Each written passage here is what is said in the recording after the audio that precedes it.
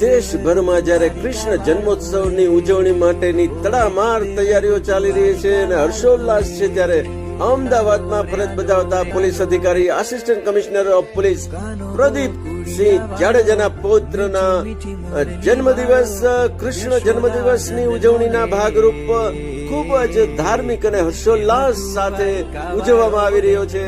અને ધાર્મિક મહોત્સવમાં એમના પૌત્રને કૃષ્ણ સ્વરૂપ, જાણે કે સાક્ષાત ભગવાન શ્રી કૃષ્ણનું જે બાલ્ય સ્વરૂપ હતું, એના વિવિધ રીતે એમને ઘરે શણગાર કરીને ધાર્મિક ઉત્સવનું ભાવભર્યું આયોજન કરાયું છે. અને પરિવાર હર્ષોલ્લાસ સાથે કૃષ્ણ જન્મોત્સવના વધામણા કરી રહ્યું છે અને અનેરો આનંદ અને ઉત્સાહ વ્યાપ્યો છે.